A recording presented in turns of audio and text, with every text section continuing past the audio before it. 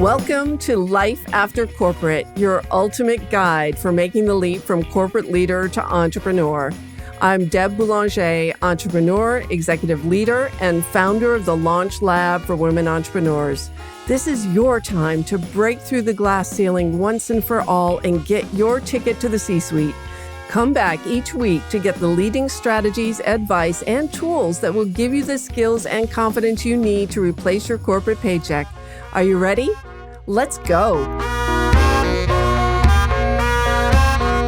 Episode 36, When Necessity Really Is the Catalyst for a Mother's Invention. Welcome back to another episode of Life After Corporate, my friend. And if you're here for the first time, welcome home. This is where you get the straight scoop on what it really takes to make the leap from a corporate leadership job or corporate job of any kind, nonprofit, healthcare, education, and launch a business of your own. And today I am super excited to share with you someone I met recently as part of a pitch competition that was co-sponsored with Luminary, the wonderful community based out of New York City and now global, and Berlin Cameron, which is a top marketing agency also in New York. And Jessica Gore, the founder of Tasty Clean, happened to be our second place winner. And she did a fabulous job. And I'm excited to introduce you to her products. And for all the mothers out there, tune in. You're going to really love this. So Jessica, welcome to Life After Corporate. Thank you so much, Deb. It is such a pleasure to be here. It's such a pleasure to have you here. So first of all, I think we should tell people what Tasty Clean is, because left to their imaginations, they can come up with all sorts of stories about what Tasty Clean is. But first of all, tell us what it is and how did you come upon this idea? Sure. So Tasty Clean is the first of its kind flavored cleaning spray that is 100% natural and safe to ingest. It's made out of apple cider vinegar, so there's no nasty chemicals in it.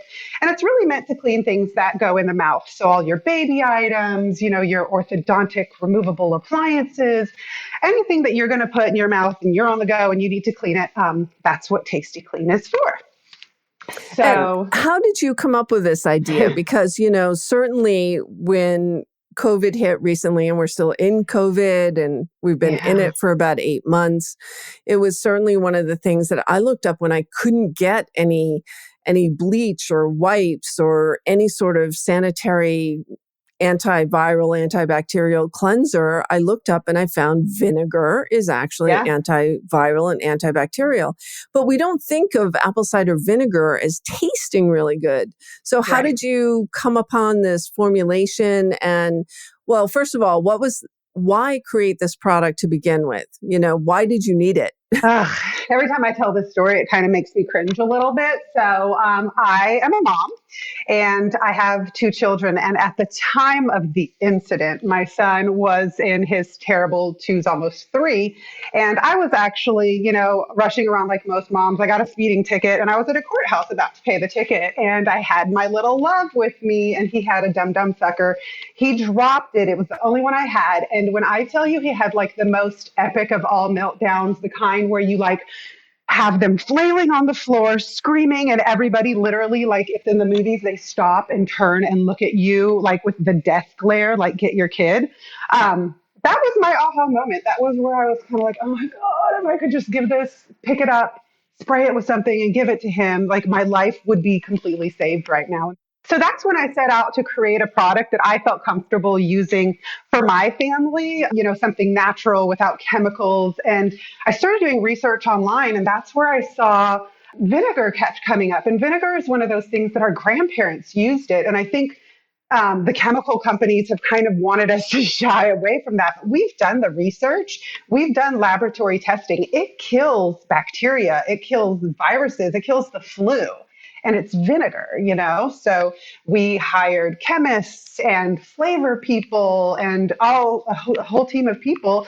And that's when we created Tasty Clean, something that kind of tastes like, my kids always equate it to like a sour spray candy or, we went after Jolly Rancher-ish flavors. So it has that kind of sweet and sour flavor to it. And kids love it. Nice. Nice. Yeah. Yeah. And, there are so many chemicals out there, Ugh, and none so of them, many. I had done some research a few years ago, and I can't remember the exact number, but my mind says something like more than 80,000 chemicals are out Yep. there in our cleaning products and our beauty care products, Mhm. and they've never been tested. Well, and they're really not needed. Yeah. That's the sad part. We really don't need them. We have stuff like vinegar and all these natural things that they're just not necessary. You can accomplish a lot of the same results without And, when you said that story about going to the courthouse to pay your ticket, them. it reminded me of, so my son is now 21. He's a senior at the Oh. University of Michigan. But when he was about 6 months old, I think I took the train out of New York City to visit some friends in Connecticut. And it must have been rush hour because I remember a lot of guys in suits on the train reading newspapers. And for some reason, he was in his baby Bjorn right on my chest, and he just started wailing. And I didn't know what to do, especially, you're a new mom for the first time. It's like, what do you Hmm. do? What do you do in those situations? And everyone's glaring at you. And I eventually just stood up and started bouncing him around, and he settled down. But, it's that dreaded, oh my God, he dropped his binky. And Yeah. as a mom, you're putting it in your mouth, and that's like really gross too. Well, that's not good for them either because we then introduce them to germs in our mouths that their mouths don't have yet. And so we are then introducing a new problem to them, which is, the cavities and all of the things that they have not been exposed to yet either. And not to mention the fact that you're exposing yourself to all the germs on that pacifier, which is Exactly. I not mean, great. that's the grody part. Yeah. But what I'm really fascinated about is on this program, we don't talk to a lot of product producers. Mm. And this is a very, very different journey than someone who's a coach or a consultant and launching a business where you're just kind of creating something out of nothing. It's intellectual Mhm. property. You're packaging it, you're selling it, you're messaging it, you're done.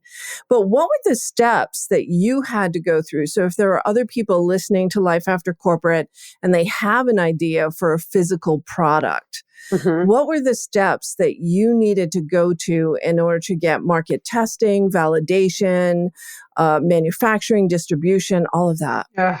It's a lot, and I don't think a lot of people really realize the full extent of what it takes and what kind of a long-term commitment it is, because first you have to actually incorporate your business and do all the thing that any business would have to do. But you really get very paranoid because you want to protect your intellectual property, right? So you have to be careful of who you tell what.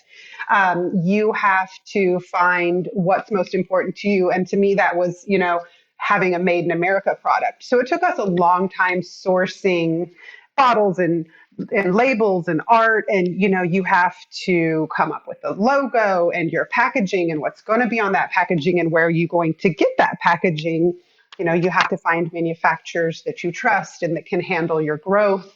Um, we had to find legal counsel to help us with, to me, I wanted to patent. So we had, patent applications to file. You have to find your office and is it going to, have warehouse capabilities, and there is, you have to decide if you're going to do e-commerce and what is that going to look like? Are you going to do Amazon? Are you going to sell it on your website? How do you incorporate all of the inventory factors that come into that? And I think with Tasty Clean, it was a bit different because it is a very unique product. So in a lot of ways, there was things that we could not maybe look to competitors because we didn't have direct competitors. So we had to really kind of blaze that trail on our own. For instance, I did not want to peddle snake oil. So Mm. to me, it was very important that we did skin sensitivity testing and that we did efficacy testing.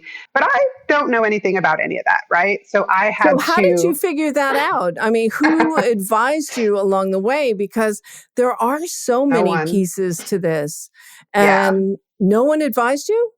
Google was my advisor. I mean, I Wow. I really just kind of knew what I wanted out of a product. And Mhm. I wanted it to work, right? And I needed to know as a conscious mother that I was not selling something, that I was positioning it with clarity and that I could go into it with, a clear conscience, knowing that I was putting forth a great product. So I just kind of started researching laboratories, and then I, contacted a bunch of them, went with one that was FDA approved. And don't get me wrong, I made a lot of mistakes along the way and things that probably made this a lot more expensive. But at the end of the day, I got results and great results. And, you just kind of have to really go with your gut and listen to that kind of burning feeling inside that tells you this doesn't feel right. And if it doesn't feel right, then you need to listen to that. Yeah. So that intuitive process of, this doesn't feel like the right path here. I need to switch gears. Yeah. But let's let our listeners know you have had a ton of success with this product. So where is Tasty Clean today? So let's fast forward to, after you got the patents and the manufacturing and the distribution, where can people find Tasty Clean today? So right now we are available on Amazon at tastyclean.com. We just went into 100 Walmart stores, which we're really excited about. We are talking to a really big pharmacy chain right now. Fingers crossed on that. We just signed a deal with a musical instrument distribution company, and we will be providing them with a musical instrument disinfecting spray. So we've got a lot going on now, and we are actually currently in the process of registering with the FDA because we have all this really great information that we would like to be able to tell people about, but we have to actually be registered with the FDA in order to do that because we are looking to be registered as a medical device, which for us will be amazing because not only will it be the first time that has ever happened with a natural product like this, it'll be something that I think will really, really help us break into the dental and orthodontic world as having that kind of seal of approval. So hopefully we'll be available at a lot of dentist and orthodontist offices as well. The timing, obviously, the timing couldn't have been better and the circumstances couldn't have been worse, right? So, to have this pandemic and we have now this elevated germ consciousness that isn't going to go away, right? So we're not going to go back to our sleepy ways of not paying attention to things that we're touching or breathing. And so the timing is great for you. How long did it take you to get this far? It has really been a very long process, and you have to be prepared to just kind of every day is a new day, because I had this idea about 7 years ago, and then we kind of soft launched it to the market 5 years ago. And because I've bootstrapped this entire project, these big companies have bajillion-dollar marketing budgets and legal budgets and all these things that we don't have. So it's been a good 5 years of really slowly working our way up to where we are now. And we've barely even scratched the surface. So I think people who are thinking about starting their own business or developing a product, especially if it's unique, really just be ready. It doesn't happen overnight, and you have to earn it. You have to put in that sweat equity there. Yeah, a lot of sweat equity. Don't be discouraged. Yeah. Right. So this is a long game, my friends. This is not something that is something that happens overnight. And I think it's important to understand this. And this is such a great story, Jessica, that people prepare for this journey. So as you look back, let's share some of your lessons learned. If you were to start this business over again today, what would you do differently? I think quite a few things. I would not be as trusting as I was initially. Our first manufacturer, basically the first company that we hired to help us develop this, got really greedy, and we didn't have a contract per se. So they decided they didn't want to release our formula to us, and they wanted to try to basically make us purchase it, even though that's what they were hired to do. So, I would have gotten everything on contract. I would have made sure to go with, I think when you're starting off like that, you go for the more affordable options and things because you don't have a lot of money.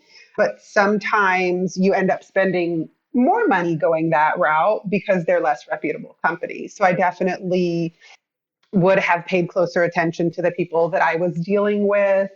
I think that's probably the number one thing. And I think I would have prepared myself mentally for the fact that, I was like, oh, this in a year or two, I'm going to be like, selling a billion bottles. My first order, I ordered like 20,000 bottles thinking, oh, I'm just going to get out here and sell all these and not being realistic with my goals. So I think that is something I definitely would have reeled myself in a lot too, of thinking, this is going to take a lot longer than you think. And you should probably start off a little bit more conservative.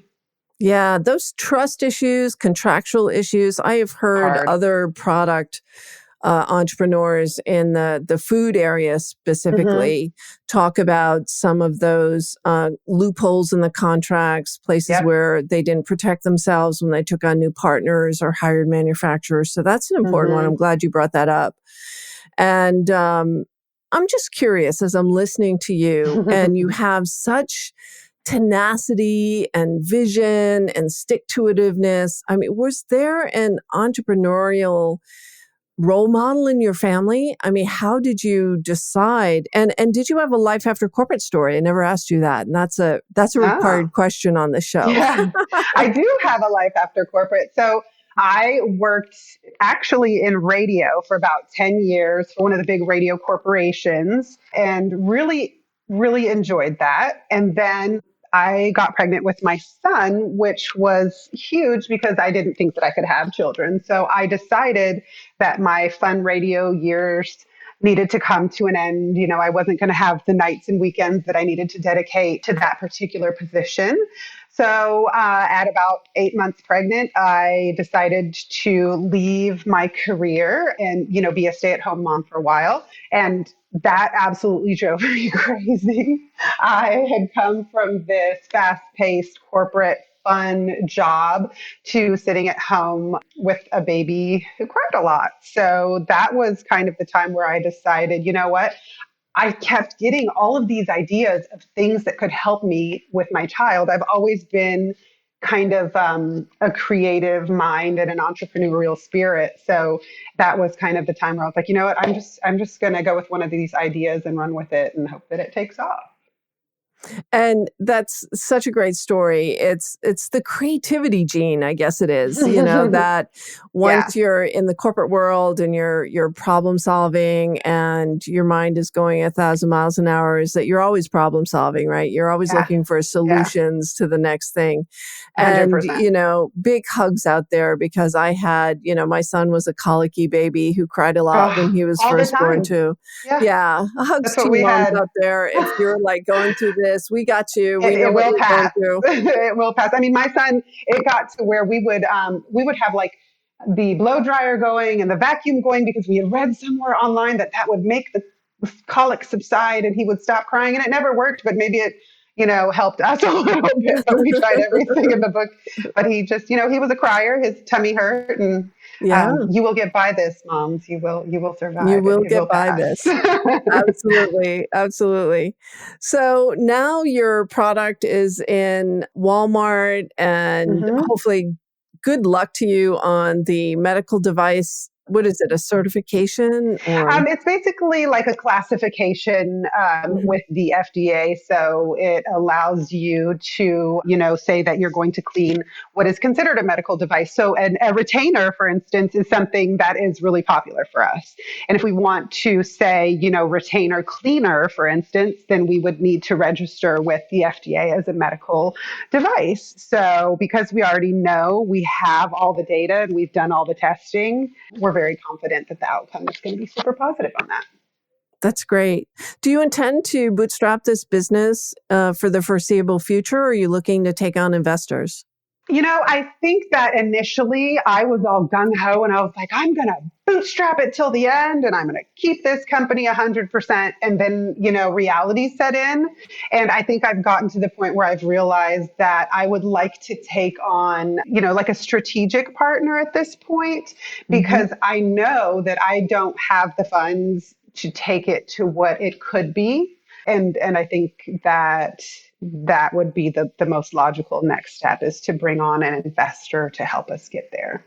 Yeah, I think it's hard to scale product without having the capital behind it, for sure. Well, especially a product like this.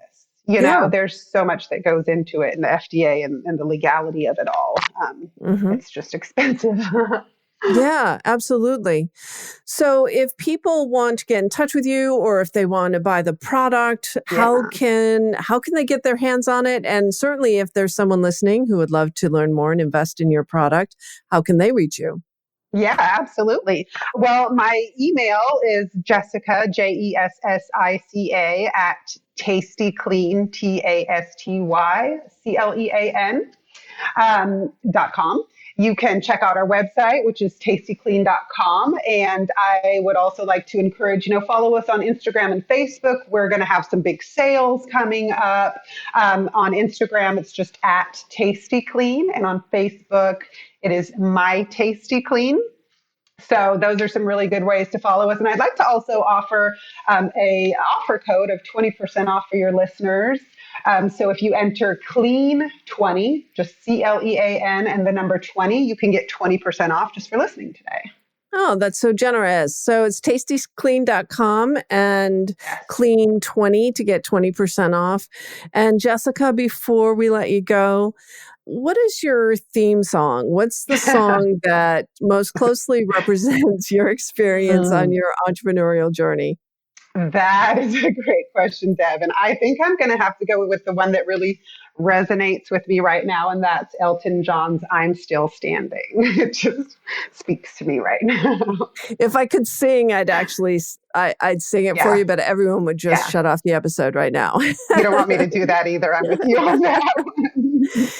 Well, Jessica, it's been so much fun hanging out with you here today, learning about your inspiration behind Tasty Clean and everything that you've learned under this entrepreneurial journey that you've been on for the last few years. And you're still standing, my friend. So that's great. I am. We all are. So thank you so much, Deb. This has been a blast. I really had a good time. Oh, that's great. So that's it for Life After Corporate this week, my friend. As always, to get more juiciness and support on your entrepreneurial journey, join us at the Life After Corporate Facebook group, and I'll see you real soon. Thanks for listening, my friend. If you enjoyed this show, please head over to iTunes and subscribe and leave us a review. And be sure to hop over to the Life After Corporate Facebook group and join other growing entrepreneurs to get weekly tips on how to create more money and meaning doing work you love.